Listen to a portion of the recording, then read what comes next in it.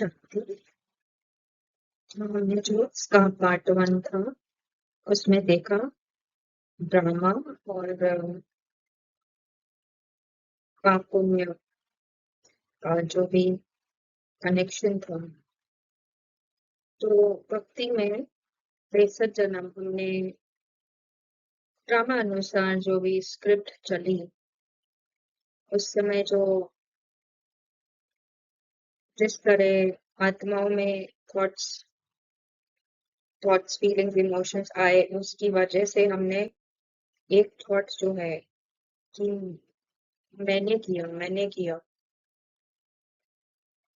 अगर मैंने कुछ अच्छा किया तो मुझे उसका अहंकार आया, अगर मैंने कुछ बुरा किया तो उसकी मुझे बहुत उसका दुख फीलिंग आई, गिल्टी फीलिंग आई। और 63 जन्म हमने ये जो मैंने किया इससे जो पहचान बनाई रोल में, क्योंकि उस समय नॉलेज तो थी नहीं, और उसके फलस्वरूप मैंने ये पाप किए हैं, मैंने ये पुण्य किए हैं, अब मेरे कर्मों की ये सजा है, फलाना ढिमका। उसकी वजह से जो भी हुआ उससे छुड़ाने के लिए बाबा हमें ड्रामा की नॉलेज देता है। और जब हम उस नॉलेज को गहरे से समझ के उसे सिर्फ सुनने की बात नहीं है, ये सबकॉन्शियस में आपकी एक प्रोग्रामिंग है। जब वो प्रोग्रामिंग सेट हो जाती है कि मैं कुछ करती नहीं हूँ, सब कुछ ड्रामा अनुसार होता है, ये बस एक रोल है, मैं सोल हूँ जो एक ड्रामा अनुसार एक रोल प्ले कर रही हूँ, और उस रोल की एक फिक्स स्क्रिप्ट है, उस अनुसार ही सब कुछ हो रहा है, मैं कुछ करती नहीं। ये एक बहुत डीप रूटेड प्रोग्रामिंग जब हमारी सबकॉन्शियस में हो जाती है, तो हम इस भाव से कि मेरे पुण्य, मेरे पाप, मेरे कर्मों का हिसाब, इन सब से मुक्त हो जाते हैं। और यही अवस्था जीवन मुक्ति की अवस्था है, और यही सतयुग की बिगिनिंग है। सतयुग में कोई क्लेम नहीं करता मैंने किया, मैंने किया, मैंने किया। सब कुछ हो रहा होता है पर कोई वहां क्लेम करने वाला नहीं है मैंने किया। तो जो क्लेम ही नहीं करता है तो ना उसे फिर कोई अप्रिसिएशन, जैसे निंदा स्तुति मान अपमान सब में समान, ऐसी अवस्था, स्थित प्रज्ञ अवस्था वहां पे अनुभव होती है।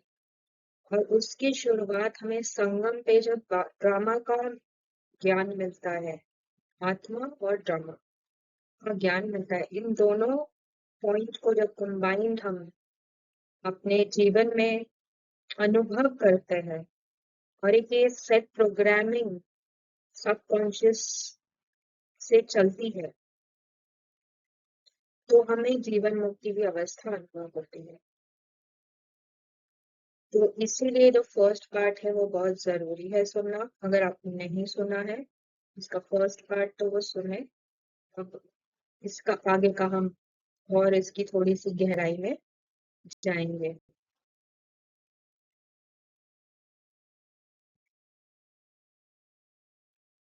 इसका जो फर्स्ट पार्ट है उसका हम लिंक यहाँ पे ऊपर में शेयर कर रहे हैं, तो आप उसे सुन सकते हैं।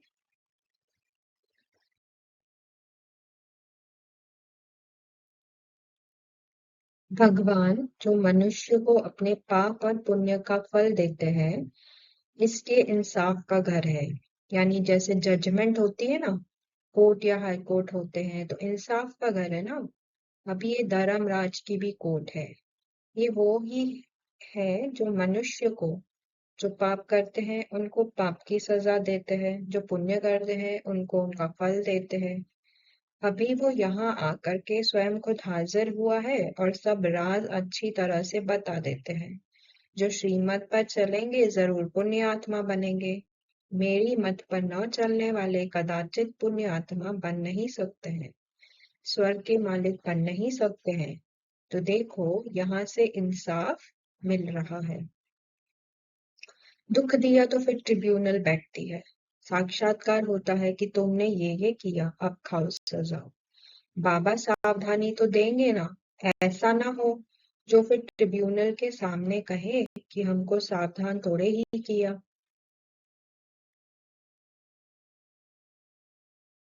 तो देखो, बाप जिनके हाथ में राइट हैंड धर्मराज है, वो तो बहुत कड़ी सजा देंगे। तो इसलिए बाबा बच्चों को सावधानी देते रहते हैं कि प्रतिज्ञा करके अगर तुम काला मुंह कर दिया तो फिर वो गर्त है ना, उसमें ताम्रध्वज और मोर ध्वज की कहानी कि धर्मराज से वो कटवाते हैं, ये ट्रिब्यूनल बैठती है, इसलिए खबरदार रहना। किसको दुख नहीं देना है, दुख देंगे तो तुम्हारी सजा 100 गुना बढ़ जाएगी। कोई भी सजा से बच नहीं सकता। बच्चों के लिए तो खास ट्रिब्यूनल बैठती है। बाप कहते कि तुम विघ्न डालेंगे तो बहुत सजा खाएंगे। अब ये जो पॉइंट थी, अगेन ड्रामा और जो फर्स्ट पार्ट हमने देखा उसी से रिलेटेड है। अब यहाँ पे बाबा बोल रहे हैं पाप किए हैं तो सजा मिलेगी, ऐसा होगा, ट्रिब्यूनल बैठेगी, धर्मराज है। एक तरफ तो ये कह रहे हैं, और ये मोस्टली स्टार्टिंग की मुरलियां हैं 1965 से ऊपर की। नीचे टुवर्ड्स 1968-69 वाली नहीं है, क्योंकि वहां पे अंडरस्टैंडिंग में चेंज है, वहां ड्रामा को आगे रखा गया है। तो यहाँ पे धर्मराज और ट्रिब्यूनल बैठेगी, और इसका हमें और इसको सूक्ष्म गहराई से हम समझेंगे। पहले हम इसकी ऑपोजिट जो पॉइंट है, यहाँ तो बोल रहे हैं भगवान का राइट हैंड है धर्मराज, उससे सजा मिलेगी, ट्रिब्यूनल बैठेगी, पर इसका जो ऑपोजिट पॉइंट है जो मुरली में ही आता है वो हम पहले देखेंगे, फिर हम इस पे और थोड़ा डिटेल में जाएंगे।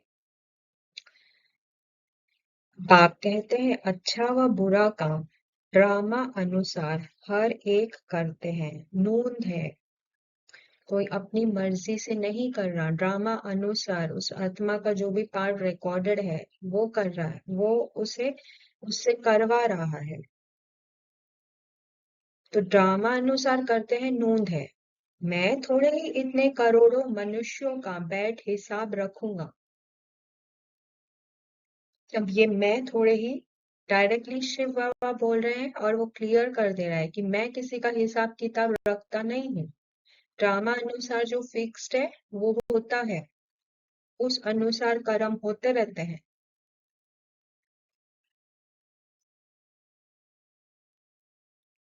बाप की याद ही घड़ी घड़ी भूल जाती है, इसमें है मेहनत, बाकी तुमसे जो विकर्म हुए हैं उनकी सजा कर्म भोग के रूप में भोगनी ही पड़ती है। कर्म भोग अंत तक भोगना ही है, उसमें माफी नहीं मिल सकती। ऐसे नहीं बाबा क्षमा करो, कुछ भी नहीं, ड्रामा अनुसार सब होता है, क्षमा आदि होती ही नहीं, हिसाब किताब चुकतू करना ही है।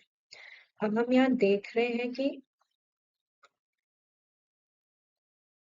जो हिसाब किताब चुकतू करने की बात है, तो ड्रामा के प्लॉट में वैसा कर्म होना फिक्स्ड है, और उस कर्म का जो भी फल आएगा वो भी फिक्स्ड है, वो ड्रामा के प्लॉट में जैसे पिरोया गया है, कोई कुछ करता नहीं है, क्योंकि ड्रामा के प्लॉट अनुसार कर्म और उसका फल उस ड्रामा के अंदर पिरोया हुआ है।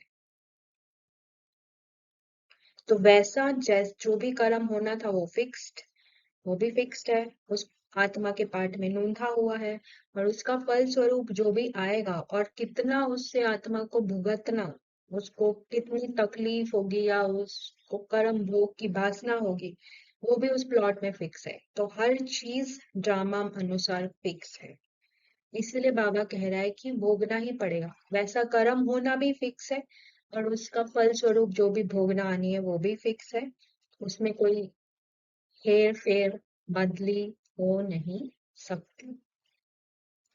बाप ज्यादा जानते हैं, जितना समय समीप आ रहा है उतना नई नई बातें, संस्कार, हिसाब किताब के काले बादल आएंगे। यहाँ ही सब चुकतू होना है। कई बच्चे कहते हैं कि दिन प्रतिदिन और ही ऐसे बातें बढ़ती क्यों है। जिन बच्चों को धर्मराज पुरी में क्रॉस नहीं करना है ग्रहों के संगम के इस अंतिम समय में स्वभाव संस्कार के सब हिसाब किताब यहाँ ही चुकते होने हैं। धर्मराजपुरी में नहीं जाना है। आपके सामने यमदूत नहीं आएंगे। अब यमदूत क्या है ये क्लियर हो रहा है।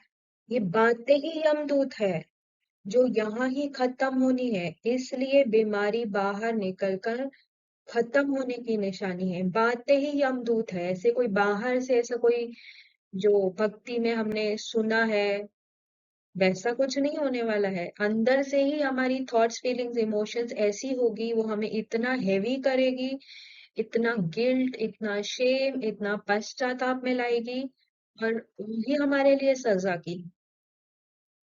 सजा के रूप में हमारे सामने आएंगे। बिना बात के खुशी गायब। कोई बात नहीं है फिर भी खुशी गायब है। बिना बात के उदासी है। जीने में कोई उत्साह उमंग नहीं है। ये सारे हैं। यही सारी बातें यही है सजा के रूप में सामने आएंगी। तो ऐसे कोई अलग से कोई धर्मराज और यमदूत कोई है नहीं। बातें ही धर्मराज पूरी है। हमको वैसी फीलिंग आएगी। हमारे माइंड के लेवल पे सारे अनुभव हम कर रहे हैं। तो माइंड के लेवल पे ही ये सारे अनुभव होंगे थॉट्स फीलिंग्स इमोशंस के रूप में। भारी भारीपन लगे। जीने की कोई जैसे इच्छा ही गायब हो गई है। डिप्रेसिव फीलिंग्स, उदासी, बहुत हताश, ऐसी फीलिंग्स। ये सारी ही धर्मराजपुरी। ऐसा दूसरा कोई धर्मराज या बाबा हमको सजा देगा बैठ के नहीं है। अब इसका एक और गहरा राज है, उसको हम आगे देखेंगे। पहले हम ये पॉइंट कंप्लीट करते हैं।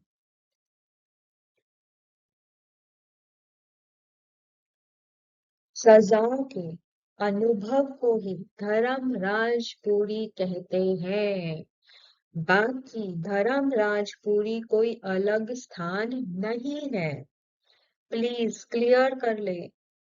जो अंदर मेरे माइंड के लेवल पे ही मुझे ऐसी फीलिंग्स और ऐसे थॉट्स और ऐसे इमोशंस आएंगे सामने,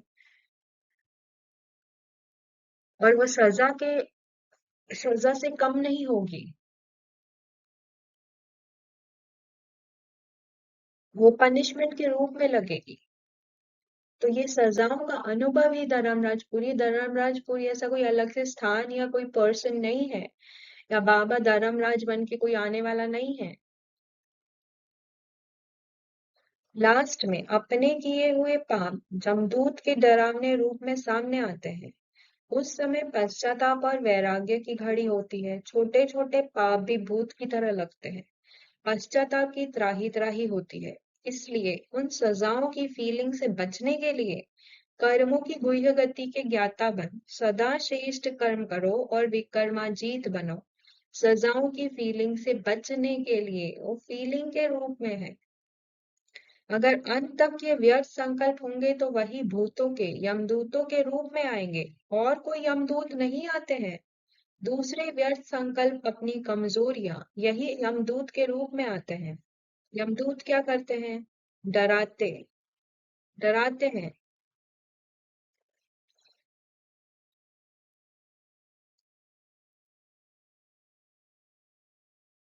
औरों के लिए कहेंगे विमान में जाएंगे, अर्थात उड़ती कला से पार हो जाएंगे। कोई विमान आदि नहीं है, लेकिन उड़ती कला का अनुभव है। अगेन कोई विमान आदि नहीं आता है। उड़ती कला मतलब एकदम हल्का। आत्मा माइंड के लेवल पे फंसती नहीं है, एकदम हल्की रहती है। माइंड में कुछ भी हो रहा हो पर आत्मा उससे परे एकदम हल्का अनुभव करती है। ये है उड़ती कला का अनुभव। कोई विमान नहीं आने वाला जो उड़ा के ले जाएगा। तो यहाँ हम देख रहे हैं कि जिन्होंने सूक्ष्म ज्ञान नहीं लिया, स्थूलता में अगर वो ज्ञान को सुनते हैं और फिर इन इन लाइनों से, इन सेंटेंसेस से पहचान बनाई है कि मेरे लिए तो धर्मराजपुरी है, मेरे लिए तो ट्रिब्यूनल बैठेगी, मेरे लिए तो ये महारथी जो सीन है, जो महारथी महारथी है, इनकी ट्रिब्यूनल बैठेगी। अगर उन्होंने उससे पहचान बनाई है, उसमें पूरा अपना बिलीफ डाला है, इन सब स्टेटमेंट्स में, मुरली की इन पॉइंट्स में अगर पूरा बिलीफ डाला है, और सारा दिन उनको यही ख्याल रहता है मुझे तो ट्रिब्यूनल बैठेगी, धर्म राजपुरी होगी, ये होगा, ट्रिब्यूनल बैठेगी, तो उनको एंड में वैसे ही सीन्स नजर आएंगे, जिसको हम हैल्यूसिनेशन कहे या जिसको हम साक्षात्कार कहे। तो जिन्होंने इन सेंटेंसेस से पहचान बनाई है, मतलब बहुत स्ट्रॉन्ग आइडेंटिटी बनाई है, बहुत एक स्ट्रॉन्ग डर अपने में क्रिएट कर रखा है कि मुझे तो धर्मराजपुरी से जाना पड़ेगा, मेरे लिए तो ट्रिब्यूनल बैठेगी, ट्रिब्यूनल में मम्मा होंगे, बाबा होंगे और पता नहीं कौन कौन महारथी होंगे। तो अंत में उन्हें वैसे ही सीन, उनका माइंड वैसे ही चित्र उन्हें दिखाएगा।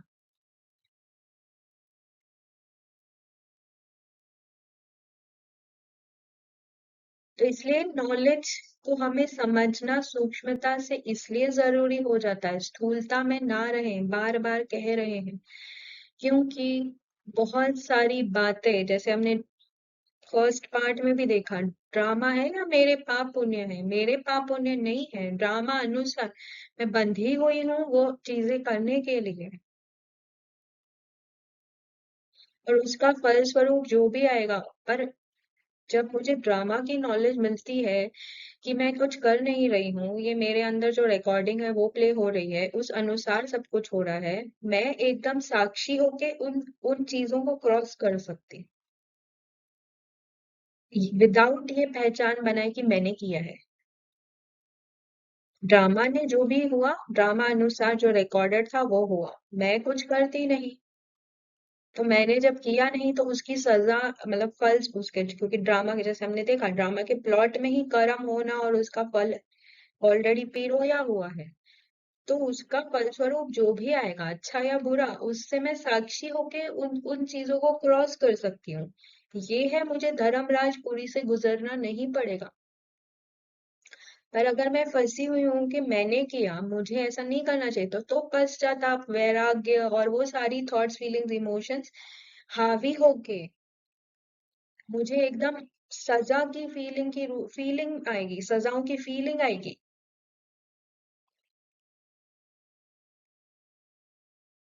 बहुत अनकंफर्टेबल, बहुत नेगेटिव, ये सारी बातें, बहुत उदासी, बहुत दुख, पता नहीं क्या, बहुत शेम, बहुत गिल्ट, ये सारी बातें आएंगी।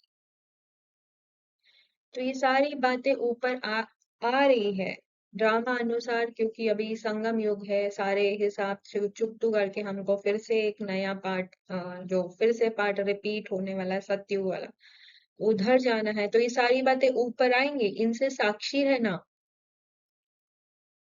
तो ये यमदूत और धर्मराजपुरी नहीं लगेंगे, और ये अपने माइंड से निकाल दें कि ट्रिब्यूनल है और ये है और वो है और ये सारे महारथी, और ये बहुत स्थूलता में ज्ञान की समझ है। कोई बाहर कुछ नहीं होने वाला है, सारा खेल माइंड का होने वाला है।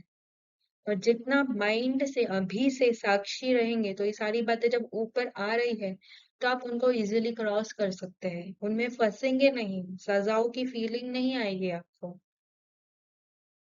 ऐसे बहुत स्ट्रॉन्ग इमोशंस और फीलिंग्स और आएंगे,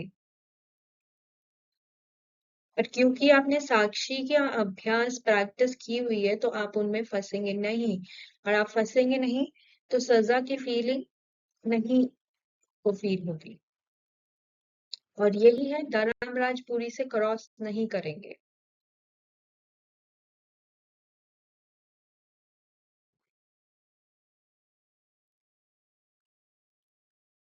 ये बच्चों के अंदर से शुक्रिया अक्षर बाप, टीचर, गुरु के लिए नहीं निकल सकता, क्योंकि बच्चे जानते हैं ये खेल बना हुआ है, शुक्रिया आदि की बात नहीं है। ये भी बच्चे जानते हैं ड्रामा अनुसार, बरोबर बाप हमारे द्वारा स्थापना करा रहे हैं, फिर हम ही राज्य करेंगे, बाबा को थैंक्स भी नहीं देंगे। बाप कहते हैं ये भी ड्रामा में नूत है, मैं भी इस ड्रामा के अंदर पार्टधारी हूँ, ड्रामा में सबका पार्ट मूंदा हुआ है, शिव बाबा का भी पार्ट है, हमारा भी पार्ट है, थैंक्स देने की बात नहीं। शिव बाबा कहते हैं, मैं तुमको श्रीमत दे रास्ता बताता हूँ और कोई बता ना सके। समझेंगे? जैसे कि बाबा हमारे में प्रवेश कर मुरली चला रहे हैं, बाबा भी बहुत मदद करते हैं। ये भी उनका आना, मदद करना, ड्रामा में पाठ मूंधा हुआ है। ड्रामा विचित्र है, ये समझने में बड़ी विशाल बुद्धि चाहिए।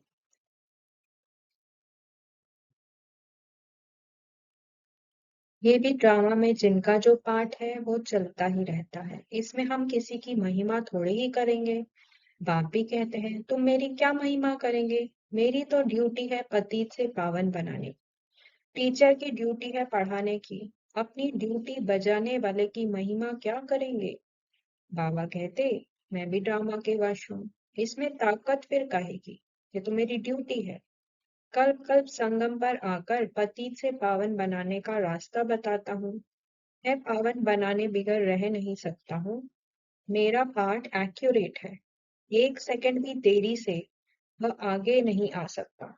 बिल्कुल एक्यूरेट टाइम पर सर्विस का पार्ट बजाता। सेकंड बाय सेकंड जो पास होता ड्रामा मेरे से कराता है। मैं परवश हूँ, इसमें महिमा की बात नहीं। महिमा करते हैं भक्त लोग, परंतु जानते कुछ नहीं। महिमा बहुत करते हैं। तुम बच्चों को कोई महिमा नहीं करनी है। बच्चे बाप की कभी महिमा नहीं करते। बाप जानते हैं ये हमारे बच्चे हैं, बच्चे जानते हैं ये हमारा बाबा है। अब ऊपर में जो पॉइंट थी, बाबा ने क्लियर कर दिया, ना शुक्रिया की बात है ना महिमा की बात है। क्यों नहीं है? क्योंकि ड्रामा में जिसका जैसा पार्ट है वो पार्ट उससे वो करा रहा है। बाबा ने भी खुद कह दिया, मैं परवश हूँ, ड्रामा के वश हूँ। जो जो सेकंड सेकंड बाय सेकंड जो पास होता है ड्रामा मुझसे कराता है। मैं 1 सेकंड भी इधर, 1 सेकंड भी आगे, 1 सेकंड भी पीछे नहीं आ सकता। बंधन में हूँ, तो मेरी कोई महिमा नहीं है। पाठ जैसा है वैसे उस अनुसार सब कुछ हो रहा है, तो उसमें बाबा का शुक्रिया करना, बाबा की महिमा करना, ये कोई समझदारी नहीं है। जिसको ड्रामा क्लियर है, इसीलिए ड्रामा की पॉइंट इतनी इंपॉर्टेंट हो जाती है। जिसको ड्रामा क्लियर है उसको पता है कि यहाँ पे किसी की कोई महिमा, किसी की कोई बढ़ाई नहीं है। हर आत्मा में जो पार्ट फिक्स है वो ही प्ले हो रहा है। कोई भी अपने मर्जी से कुछ कर नहीं रहा। कोई चूज नहीं कर रहा कि हाँ मुझे ये महान काम करना है, या कोई चूज नहीं कर रहा कि मुझे ये गिरा हुआ बहुत अच्छा नहीं जो है ऐसा काम करना है, बुरा काम करना है। चॉइस से नहीं कर रहा है। जिस आत्मा में जैसा पार्ट है वैसा वो प्ले कर रहा है। तो बाबा में भी पार्ट है, वैसा बाबा पार्ट प्ले कर रहा है। भक्ति का एक पार्ट था, फिर बाद में ज्ञान का पार्ट जब इमर्ज हुआ तो ज्ञान का पार्ट चला। इसलिए बाबा कहता, ना मुझे थैंक्स करने की जरूरत है, ना मेरी महिमा करने की जरूरत है, ना मुझे शुक्रिया करने की जरूरत है। फिर भी मुरली में बहुत बार आता है, शुक्रिया करो। अभी हम वो पॉइंट्स देखेंगे। बच्चे भी महिमा करते हैं, ज्ञान का सागर है, नॉलेजफुल है, उनमें सारा ज्ञान है। और फिर बाबा ने ये भी क्लियर किया है, मेरी आत्मा में ज्ञान है तो तुम्हारी आत्मा में भी ज्ञान है। हम कोई ज्ञान भर नहीं रहे हैं। मुझे आत्मा में ऑलरेडी पार्ट रिकॉर्डेड है, ज्ञान का पार्ट भी रिकॉर्डेड है। ज्ञान कितना समझ आएगा, कितना धारणा में आएगा, वो सारा चीज, एक एक चीज फिक्स्ड रिकॉर्डेड है। वो सिर्फ इमर्ज होता है मुरली के द्वारा। हमारे अंदर जो ज्ञान है बाबा उसको आके एक ट्रिगर देता है और वो इमर्ज होता है। बाकी ऐसा कुछ है नहीं कि कोई बाहर से आके ज्ञान मुझ आत्मा में भर रहा है।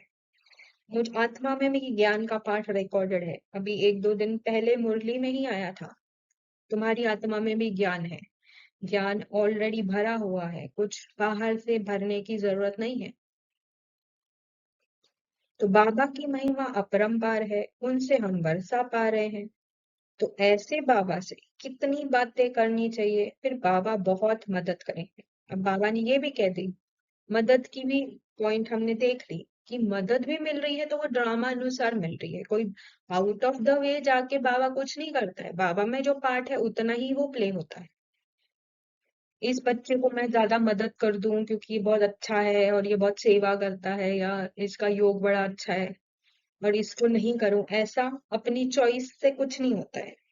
बाबा का जो पार्ट है, बाबा का अगर ड्रामा में मदद का पार्ट है तो मदद मिलेगी, नहीं है तो नहीं मिलेगी। तो मदद भी मिल रही है तो वो ड्रामा अनुसार ही मिल रही है।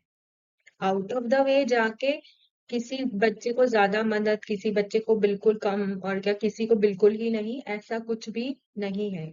ये सारे जो भ्रम है ना माइंड में से, हम प्लीज थोड़ा अपने माइंड को थोड़ा ओपन करें और एक्सपैंड करें और निकाल दें। ड्रामा के अलावा कुछ नहीं है। तो फिर बाबा बहुत मदद करेंगे, जिनके गले घुटे हुए हैं उनका ताला खोल देंगे। तो ऐसे नहीं है, जिस ड्रामा अनुसार जो होना वैसे होगा। ये भी ड्रामा में उनका पार्ट है, इसको ही मदद कहो। ड्रामा अनुसार श्रीमत गाई हुई है, बाप को मत देनी है, श्रीमत ही मदद है, ज्ञान ही मदद है। कहते हैं अपने को आत्मा समझो, ऐसे नहीं मददे कर्मातीत अवस्था, मदद दे ऐसे नहीं मदद दे कर्मातीत अवस्था में ले जाएंगे, नहीं। टाइम लगता है, बहुत मेहनत करनी पड़ती है। अपने को आत्मा समझने का बहुत अच्छा अभ्यास करना है। सारी महिमा एक शिव बाबा की है, जो पतितों को पावन बनाते हैं। तुम कोई बड़े ऑफिसर्स की को समझाओ तो कहेंगे आप राइट कहते हो। अभी सारी महिमा शिव बाबा की है क्योंकि उनके अंदर वैसा पाठ है। उनको पतित से पावन मुझ आत्मा जो सोई हुई है, मुझको जगाने का बाबा का पाठ है। तो बाबा वो अपना पार्ट प्ले कर रहा है। बाबा ने क्लियर कर दिया ऊपर कि मैं पाठ के वश हूँ, पाठ के वश मेरा आना होता है, पाठ के वश जो भी समझाना है वो समझाना होता है।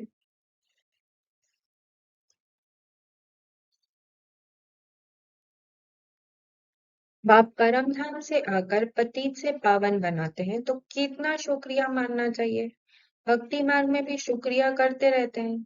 अब क्यों आता है, क्योंकि उसका पाठ है, तो उसमें शुक्रिया की बात ही क्या है। सुबह को उठ बाबा को याद करो, बाप की ही महिमा करो। बाबा आप हमको विश्व का मालिक बनाते हो, तो हम आपकी महिमा करेंगे। भक्ति मार्ग में कितनी महिमा गाते हैं, उनको तो कुछ भी पता नहीं। दिल से एक बाप की महिमा करनी है। इस पुरानी दुनिया से आसक्ति वो प्यार नहीं रखना है, बेहद का वैरागी और निर्मोही बनना है। तो दिल से महिमा करो। बाबा बाबा कह रहा है महिमा की बात ही नहीं, ये तो मेरी ड्यूटी है। पतितों को पावन बना, आत्मा सोई हुई है, रोल में फंसी हुई है, उस रोल में फंसी हुई आत्मा को अपना उसका सत्य परिचय देना और उसे बाहर निकालना। अब वो कितनी निकल पाएगी, कितनी समझ पाएगी, वो उस आत्मा का फिक्स पार्ट है। तो बाबा कुछ नहीं करता है। तुम्हारे मुख से कभी भी हे ईश्वर, हे बाबा शब्द नहीं निकलना चाहिए। ये तो भक्ति मार्ग की प्रैक्टिस है। अगर हम यही करेंगे तो फिर भक्ति मार्ग और ज्ञान मार्ग में फर्क ही क्या हो गया, फिर कुछ फर्क ही नहीं रहेगा। भक्ति में महिमा की यहाँ भी कर रहे हैं, फिर ऐसा ही समझो ना कि फिर हमने ज्ञान को समझा ही नहीं है। पूजा करना कैसे सिखलाएंगे, शिव बाबा कुछ भी करने नहीं देते। कहते हैं राम राम भी मुख से नहीं कहो, केवल बाप को याद करना है। याद करना कोई जाप नहीं है। अब ये थोड़ी ये शुक्रिया और महिमा वाली पॉइंट खत्म। अब बाबा कह रहा है कि मुख से भी बाबा बाबा कहना ये भक्ति है। या अंदर शिव बाबा ये भी जाप करना ये भी भक्ति है। दैट्स नॉट ज्ञान।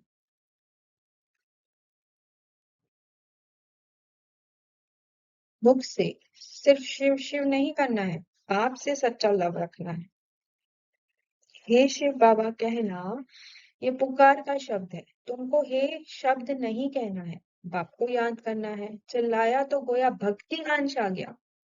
चिल्लाया या अंदर ही अंदर सिमरन कर रहे हैं शिव बाबा या जो भी कर रहे हैं, भक्ति का जो भी संस्कार है फिर वो गया ही नहीं है। चिल्लाया तो क्या भक्ति का अंश आ गया। हे भगवान कहना भी भक्ति की आदत है। बाबा ने थोड़े ही कहा है हे भगवान कहकर याद करो, अंतर्मुख हो मुझे याद करो। सिमरन भी नहीं करना है, सिमरन भी भक्ति मार्ग का अक्षर है। तुमको बाप का परिचय मिला, अब बाप की श्रीमत पर चलो। अपने को आत्मा समझ, मुझ बाप को याद करो, देह के धर्म, देह तथा देह के सारे धर्म भूल जाओ। ये है श्रीमत। ऐसे बाप को याद करो जैसे लौकिक बच्चे देहधारी बाप को याद करते हैं। मुख से बार बार बाबा बाबा कहते, अभी इसके विरुद्ध ऑपोजिट जो पॉइंट है, कॉन्ट्राडिक्टरी पॉइंट, मुख से बार बार बाबा बाबा कहते रहो, इससे अपनापन समाप्त हो जाएगा, वर्षा भी याद रहेगा। उस ठीक है, ये हो गया। फिर आगे है भोग की point which is very important. उस साजन को भोग लगाने के बिना खाने में लज्जा नहीं आती?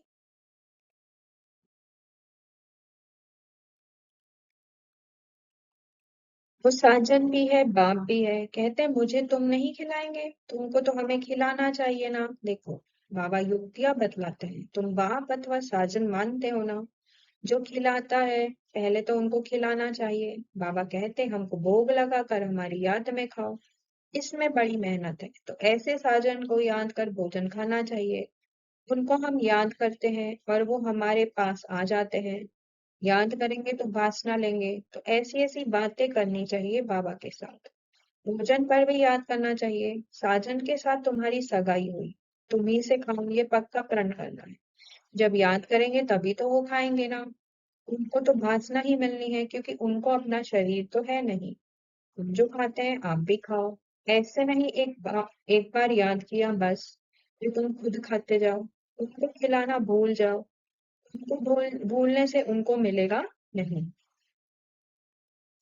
अब इसके ऑपोजिट जो कॉन्ट्राडिक्टरी पॉइंट है वो भी हम देखेंगे। और ये जो सारी बातें ये ब्रह्मा बाबा बोल रहा है, ये शिव बाबा नहीं बोल रहा।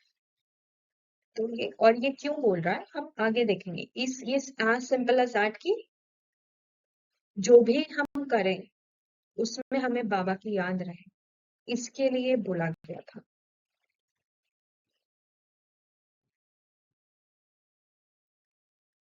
और फिर ब्रह्मा बाबा अपना भी अनुभव सुनाता है, मैं भी भोजन करते समय सोचता हूँ बाबा को याद करके भोजन खाऊंगा, थोड़े देर याद रहती है फिर भूल जाती है। और फिर ब्रह्मा बाबा ये भी बोलता है अगर मुझे ही इतनी मेहनत लग रही है तो बच्चों को कितनी मेहनत लगती होगी। तो ये याद की युक्ति बताई थी कि भोजन पे भी भोग लगा के क्यों खाना है, कि ये बताया था कि भाई उस समय एटलीस्ट उतना तो हम बाबा को याद कर ले। चीजें तो बहुत खाते हो, खिचड़ी खाएंगे, आम खाएंगे, मिठाई खाएंगे, ऐसे थोड़े ही शुरू में याद किया खलास फिर और चीजें, वो कैसे खाएंगे। साजन नहीं खाएंगे तो माया बीच में खा जाएगी, उनको खाने नहीं देंगे।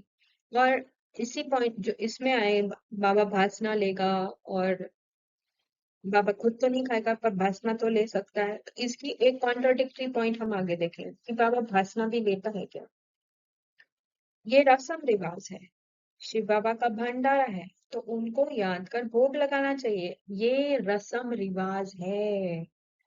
जैसे भक्ति में भी बहुत, जैसे पुराने लोग बिना भगवान को भोग लगाए, गाय गाय को खिलाए, कौए को खिलाए, चिड़िया को खिलाए, ऐसे ऐसे, या किसी भूखे को खिलाए, खुद नहीं खाते थे, भोग लगाए बिना नहीं खाते थे, तो ये भक्ति की रसम रिवाज थी। तो ये भी बाबा कह रहा है, ब्रह्मा बाबा ही कह रहा है कि ये तो रसम रिवाज है। शिव बाबा का भंडारा है तो उनको याद कर भोग लगाना चाहिए, योग में रहना तो अच्छा ही है, बाबा की याद रहेगी, बाबा की याद रहेगी, इसलिए ये युक्ति रची थी। शिव बाबा के यज्ञ से खाते तो पहले उनको भोग लगाना पड़े, ये सब सूक्ष्म वतन में साक्षात्कार होते हैं, ड्रामा में नूंद है, तुमको भोग लगाना है शिव बाबा। ये भोग आदि के ड्रामा में सब बूंद है, सर्वेंट बन भोग लगा कर आते हैं। जैसे सर्वेंट लोग बड़े आदमी को खिलाते हैं, तुम भी सर्वेंट हो, देवताओं को भोग लगाने जाते हो, वो है फरिश्ते, वहां मम्मा बाबा को देखते हो, वो संपूर्ण मूर्ति भी एम ऑब्जेक्ट है। अगेन यहाँ पे अब भोग की रस्म रिवाज भी क्लियर हो रही है, जो साक्षात्कार होता है वो अब यहाँ पे बाबा क्लियर कर रहा है, देवताओं को भोग लगाने जाते हैं और वहां मम्मा बाबा को देखते हैं। एक ये सीक्रेट, ये राज यहाँ पे निकल के आ रहा है कि शिव बाबा होता नहीं है, वहां भी मम्मा बाबा दिखते हैं, संपूर्ण मम्मा बाबा दिखते हैं वहां पे।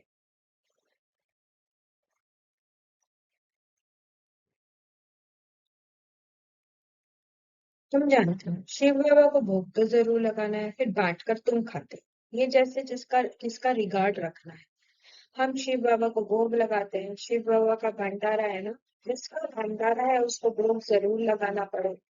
कल तुम भोग लगाते हो, खाते भी तुम बच्चे ही हो। ये ब्रह्मा खाता है, मैं नहीं खाता हूँ। अब ये शिव बाबा बोला, ये ब्रह्मा खाता है, मैं नहीं खाता। बाकी वासना तो आएगी ना। बहुत अच्छा भोग बनाया है, कहने के लिए ऑर्गन्स तो है ना। ये ब्रह्मा खा सकते हैं, ये शरीर तो इनका है ना। मैं सिर्फ इनमें आकर प्रवेश करता हूँ, मुख्य काम में लाता हूँ। अब इसकी कॉन्ट्राडिक्टरी पॉइंट। बच्चों को समझाया है कि पहले भोग लगाकर फिर खाया जाता है, क्योंकि उनका ही सब दिया हुआ है। तो फिर पहले उनको याद कर भोग लगाते हैं, आवाहन किया जाता है, फिर जैसे कि साथ में मिलकर खाते हैं। अब इतना बोल दिया, पहले ब्रह्मा बाबा बोल दिया ये। अब इसके आगे ऑपोजिट कॉन्ट्राडिक्टरी बोलेगा। बाबा तो संपूर्ण पवित्र है, हम हैं जैसे भील नहीं। हम याद करते हैं, तो क्या बाबा हमारे साथ बैठ खा सकते हैं?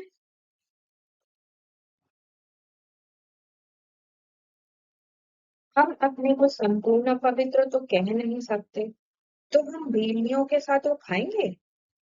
फिर वासना ले लेते हैं। वासना लेना कोई खाना तो नहीं हुआ ना। खुशबू ले लेते हैं। हाँ, कोई 75% धारणा करने वाले अच्छे बच्चे भोजन बनाकर बाबा को खिलाए तो वासना लायक भी हो, क्योंकि बाबा है बिल्कुल शुद्ध। वो हम पतीत के साथ खाएं, ये लॉ नहीं कहता। वो वासना ले सकता होगा। अभी ब्रह्मा बाबा का मंथन और चिंतन चल रहा है। बाबा कहते हैं मैं वासना भी क्यों लूं। पहले ब्रह्मा बाबा बोलता है वासना लेता हूं। अब कह रहा है कि बाबा कहते हैं मैं वासना भी क्यों लूं, मैं तो निष्कामी हूँ। वासना लेने की भी मेरे पास कामना नहीं है, मैं 100% निष्काम हूँ। वो ऊपर जाता है, बहुरूपी बैठ देवताओं को खिलाते हैं।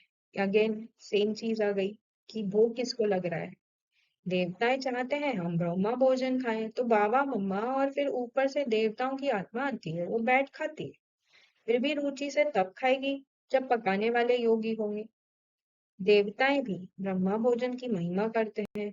बाप तो कहते हैं मैं आया हूँ तुम्हारी सर्विस कर। हम तो तुम्हारा पूरा निष्कामी सर्वेंट। तुम बल 36 प्रकार के तो क्या, 108 प्रकार का भोग लगाओ। भक्तों ने ही भोग लगाया और भक्तों ने ही बांट कर खाया। भगवान निष्कामी है, तो भी ऑफर करना चाहिए। बड़े राजा आदि कभी हाथ में नहीं लेते हैं, उनमें भी किस्म किस्म के होते हैं, कोई ले भी लेते हैं। बाबा का राजाओं आदि से कनेक्शन रहा है ना, किसका? ब्रह्मा बाबा का। तो हम बाबा को भोग लगाते हैं, कामना है कि हम बाबा से विश्व का मालिक बनने राजा ही लेवे। ये तो है ही दाता, ये तो है ही दाता। ये सारी सूक्ष्म बातें हैं। भोग कहाँ ले नहीं जाते हैं, यहाँ ही बैठ वैकुंठ का साक्षात्कार करते हैं, यहाँ से जैसे कि गो। तो साक्षात भोग भी साक्षात्कार की बात है, ऐसे नहीं कोई जा रहा है ऊपर थाली लेके। ये सब माइंड में साक्षात्कार होते हैं, बाकी ऐसा कुछ है नहीं कि कहीं कोई जाता नहीं है, कुछ होता नहीं है। ये सिर्फ साक्षात्कार की बात है। ये भोग लगाने की भी सिर्फ सर्विस है बस। बाकी बैकुंठ में जाना, देवताओं आदि का साक्षात्कार करना, वो सभी फालतू है। ये सभी माया है। बार बार आप देखिए यहाँ पे एक पॉइंट क्लियर हो रही है कि भोग किसको लगाया जा रहा है। संपूर्ण मम्मा और बाबा और देवताएं। ये यहाँ पे ये ही हो रहा है। शिव बाबा का कोई रोल नहीं है। शिव बाबा ने क्लियर करा मतलब निष्कामी हूं, मैं तो वासना भी नहीं लेता हूँ। उतना भी वो ले ले तो फिर वो एक जैसे कि कर्म हो गया, फिर उस कर्म का फल। तो वैकुंठ में जाना, देवताओं का साक्षात्कार करना, ये सब फालतू है, ये सब माया है। फिर जो बातें बतावेंगे वो मायावश। डायरेक्शन अनुसार सिर्फ बोगी लगाकर आना है 5 मिनट में। बाबा कब कब मिनट भी कहेंगे। ये भोग आदि भी कोई समय बंद हो जाएगा। ये रस्म रिवाज है, ये भी बंद होनी है। ये सिर्फ एक ड्रामा अनुसार एक रस्म रिवाज है। ये भोग आदि की मेरी रस्म रिवाज है, बाकी इसमें कुछ है नहीं। ये ना ज्ञान है ना योग है। साक्षात्कार की कोई दरकार नहीं, बहुतों को साक्षात्कार हुए, वो आज है नहीं। अच्छा, तुम बैठ करके भोग लगाती हो, तो ड्रामा में जो जो भी है भोग वगैरह सो ही होता रहता है। ड्रामा अनुसार जो भोग है, जो लगाएंगे ड्रामा अनुसार ही हो रहा है। पढ़ाई से मर्तबा मिलता है, खेल कूद से मर्तबा नहीं मिलता है। खेल आदि की डिपार्टमेंट अलग होती है, उनसे ज्ञान व योग का कनेक्शन नहीं है। ये भोग आदि लगाना भी खेल है, मुख्य बात है ज्ञान की। तो इतना क्लियर हो चुका है, और पर हमने भोग को इतनी इम्पोर्टेंस दे रखी है, क्योंकि हमें इतना इम्पोर्टेंस दिया है कि टू मच। ये एक्चुअली भक्ति का संस्कार है और कुछ नहीं। और फिर हम उसमें फंसते हैं, भोग लगाओ भोगनाई मिटाओ। बाबा कह रहे हैं हर चीज रामानुसार हो रही है, ऐसा नहीं कि भोगनाएं समाप्त हो जाएंगी। जो हिसाब किताब है वो चुप तो करना ही पड़ेगा। तो भोग लगाओ भोगनाएं मिटाओ करते रहते हैं, और फिर एक्चुअल में इसमें और फंसना ही हो जाता है। सपोज भोग लगाया और हमारी कुछ भोगना थी वो मिट गई, कुछ भी जीवन में सिचुएशन थी या हेल्थ वाइज कोई सिचुएशन थी, ये मिट गई, तो हम उस हमारा और ही फंसना हो जाता है उसमें। या कोई मेरा काम रुका हुआ था, कुछ तो भी विघ्न आ रहे थे, वो हो जाता है, तो और ही उसमें फंस जाते हैं आप। जबकि सब कुछ ड्रामा अनुसार हो रहा है। ऑफ कोर्स भोग लगाना भी ड्रामा अनुसार हो रहा है, मेरी समझ उतनी ही विकसित है, तो मैं भोग पे आधारित रहती हूँ। बेसिकली भोग लगाना क्या है, मैं रोल को फिक्स करने की कोशिश करूँ, रोल में जो ऊपर नीचे बातें हैं उसको फिक्स फिक्स करने का मेरी इच्छा है, तो रोल में और ही फंसना हो जाता है। इसलिए बाबा कहते हैं इसका ज्ञान और योग से कोई कनेक्शन नहीं है। और ही भक्ति मार्ग में हमको और ही दुबन में फंसा रहा है, और ही भक्ति मार्ग हम कि हमारा जो संस्कार है वो स्ट्रॉन्ग करते जा रहा है। अगर ये बात आपको सूक्ष्मता में समझ आ रही है, ड्रामा आपको सूक्ष्मता में समझ आ रहा है, तो इसमें ना फंसे। हम ये नहीं कह रहे हैं कि भोग मत लगाइए, पर उससे जो हमारी एक्सपेक्टेशन है, इतनी हमने उससे आशाएं बांध रखी हैं कि भोग लगाओ भोग ना मिटाओ, इसमें ना फंसे प्लीज। और ये है, ये एक पैराग्राफ है, ओरिजिनल मुरली है, पर इसमें हम ठीक है चलो फुल ही पढ़ लेंगे। ऐसी कोई चीज नहीं होती है जो अपवित्र बने, ड्रामा में पाठ ही नहीं। सत्यों को कहा ही जाता है पावन दुनिया, अभी पतित है। सत्यों के वैभव आदि यहाँ होती नहीं, यहाँ तो अनाज आदि सब चीज तमो प्रधान बन जाती, स्वाद भी तमो प्रधान, स्वाद भी तमो प्रधान है। सिर्फ अनाज नहीं, सिर्फ स्वाद भी तमो प्रधान है, क्योंकि वो रोल में कस के हम उसको टेस्ट ले रहे हैं। बच्चियां ध्यान में जाती है, कहती है हम वहां भी सोमरस पीते हैं, बहुत स्वादिष्ट होता है। यहाँ भी तुम्हारे हाथ का खाते हैं तो कहते हैं ये तो बहुत ही स्वादिष्ट है, क्योंकि तुम अच्छी रीत बनाते हो।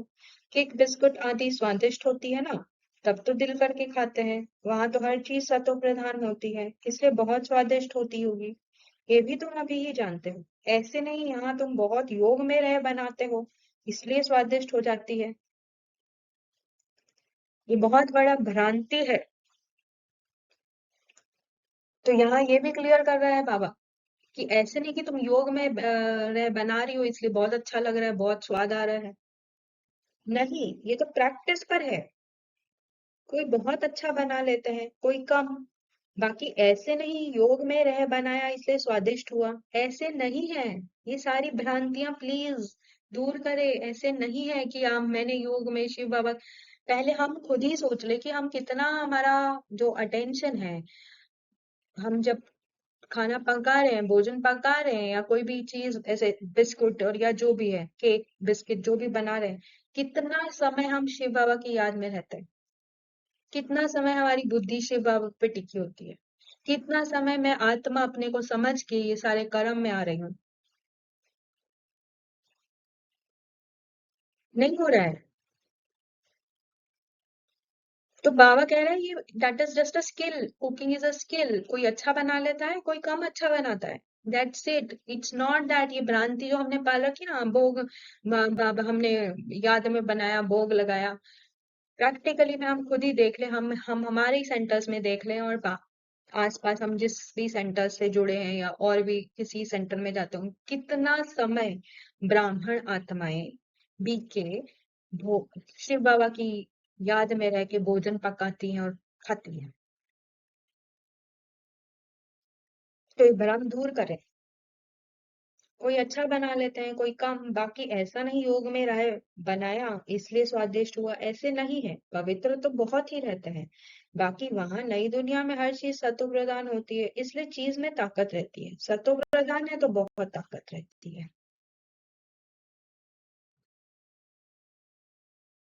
बस ड्रामा कहकर छोड़ देते हैं, फिर भी कुछ लैस जरूर आती है। अब ये ब्रह्मा बाबा बोल रहा है, ठीक है। ड्रामा कहकर छोड़ देते, फिर लैस किसको आती है? थोड़ी सी अंदर अनकंफर्टेबल सी फीलिंग किसको आती है? ब्रह्मा बाबा को। शिव बाबा को तो नहीं आती है। बेचारे बहुत अच्छी सर्विस करते थे, ये संतोष में खराब हो गए। कितनी डस्ट सर्विस होती है, ऐसा ऐसा काम करते हैं, लैस आ जाती है। उस समय ये नहीं समझते कि ये भी ड्रामा बना हुआ है। उस समय ब्रह्मा बाबा की बुद्धि का थोड़ा ताला लॉक हो जाता है, तो ड्रामा की पॉइंट थोड़ी सी खिसक जाती है। ये फिर बाद में ख्याल आता है। ये तो ड्रामा में नूत है ना।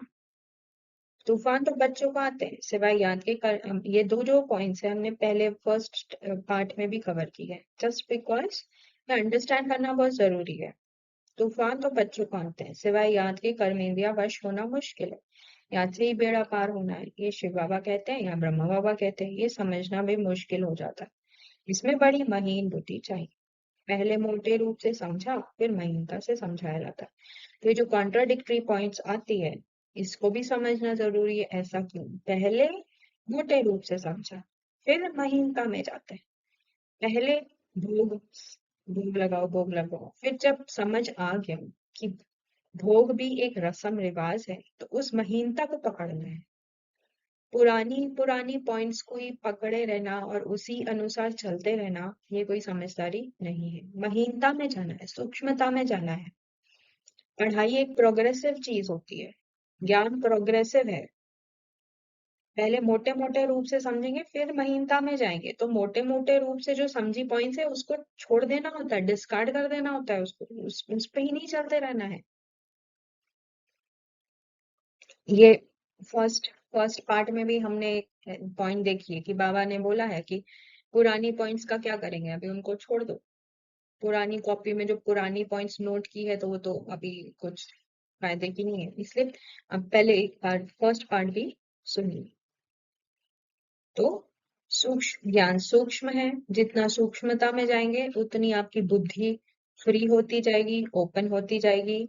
सब चीजों से आप एकदम उड़ती कला, जैसे बाबा ने कहा ना, उड़ती कला के अनुभवी बनते जाएंगे, क्योंकि आपको बातें फिर भारी नहीं करेंगी। अच्छा, ओम शांति। फिर भी आपके कोई क्वेश्चंस हैं तो आप कमेंट में पूछ सकते हैं। इसका भी और एक दो पार्ट्स और आएंगे, उसको भी आप सुन सकते हैं जब भी वो हम अपलोड करेंगे यूट्यूब पर। अच्छा, ओम शांति।